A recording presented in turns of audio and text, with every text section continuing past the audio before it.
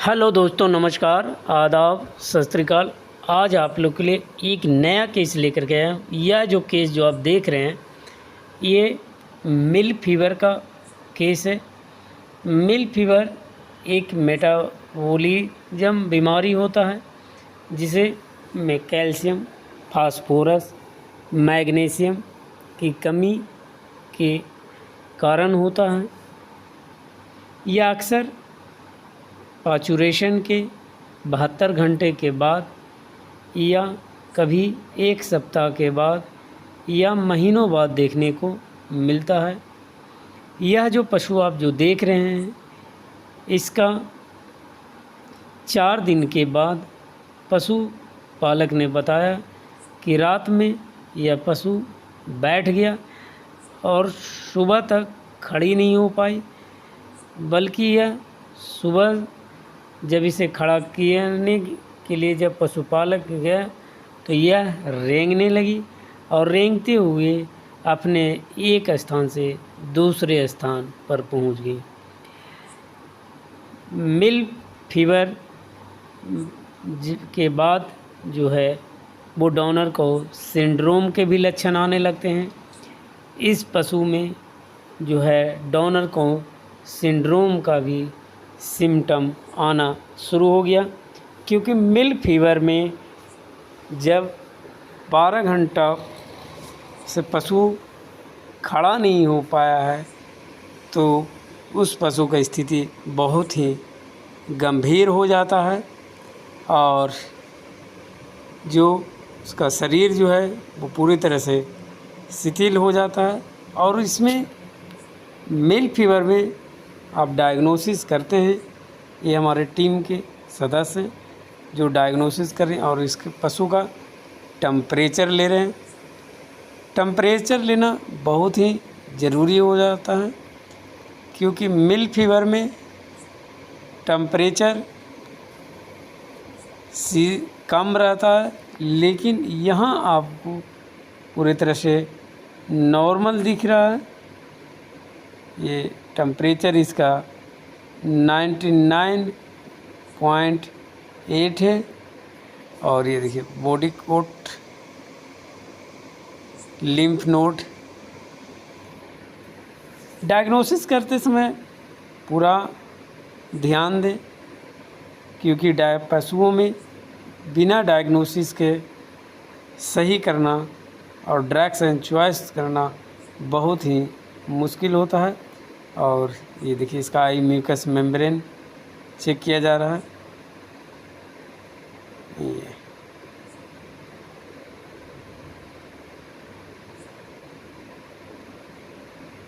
ये देखिए आई mucus membrane check करना बहुत ज़रूरी होता है, क्योंकि उससे कहीं टॉक्सी तो नहीं है जिसके कारण पशु बैठ गया है।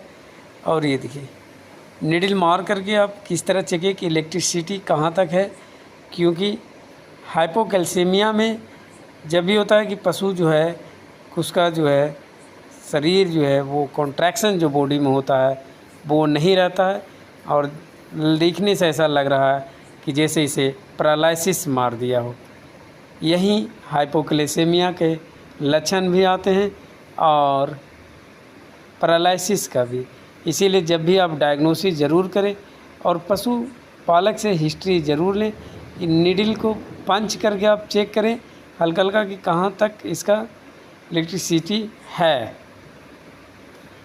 क्योंकि इसी से आपको पता चलता है डायग्नोसिस करने में कि पीछे का पोर्शन काम कर रहा है कि नहीं कर रहा है। और ये देखिए जुगुलर वेन में किस तरह लगाते हैं, बिना ब्लड एक बूंद भी गिरे हुए आप IV सेट कैसे लगाएं। ये देखिए पूरी तरह से लग गया। तो इस तरह करके आप बिना ब्लड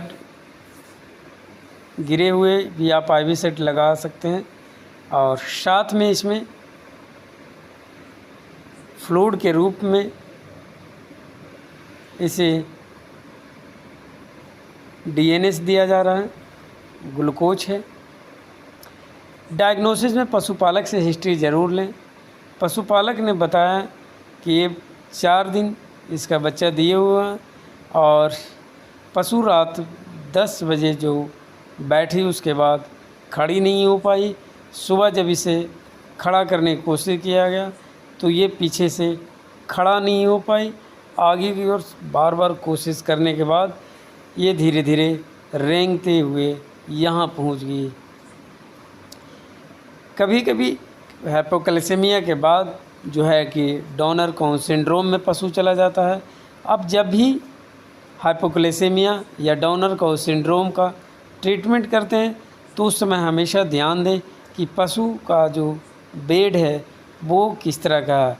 यह जो पशु बैठा हुआ है वो उसका जो बेड है वो फर्श है, पक्का है, क्योंकि पक्का पर जो पीसीसी रहता है उस पर पशु जो है काफ़ी स्लिप करने का भी डर रहता है, जिस वजह से भी पशु खड़ा होने में असमर्थ रहता है।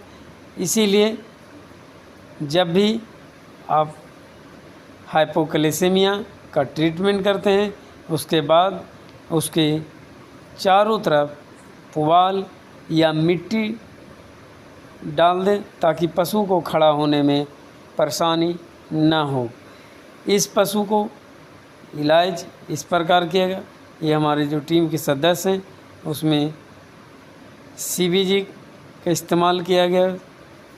इस तरह की समस्या के समाधान के लिए आप अपने नज़दीकी और अनुभवी पशु चिकित्सक से ज़रूर संपर्क करें।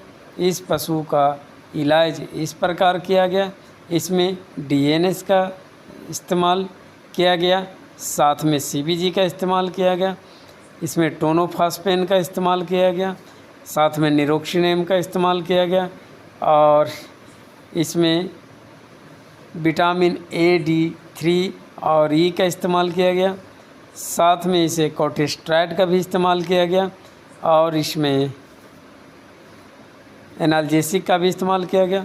इतना करने के बाद पशु को टांग करके उठा करके इसको बाहर मिट्टी पर लाया गया और ये पशु 4 घंटे के बाद यह खड़ा हुई और खड़ा होने के बाद जब पशु को चारा दिया गया तो ये देखिए भर भर के पशु जो है चारा खा रही है। अगर आपके पास मिट्टी की व्यवस्था है तो इस तरह ज़रूर करें कि अगर पशु तुरंत खड़ा नहीं होता है आधा घंटा में तो पशु को किसी भी तरह उठाकर या लिफ्टर के द्वारा या पशुपालक के और आदमी के द्वारा किसी तरह टांग करके उसे बाहर निकालें और मिट्टी पर रखें। नहीं तो वहीं बगल में मिट्टी रख करके ईंटा से घेरने के बाद उस पर आप पशु को रखें ताकि ये इस तरह के पशु खड़े हो जाएं। क्योंकि अगर इस तरह खड़े नहीं होते हैं तो जैसे ही आप पशु को छोड़ देते हैं तो 1 से 2 दिन के बाद पशु की स्थिति गंभीर हो जाता है और वो खड़ा नहीं हो पाता। इस तरह की अधिक जानकारी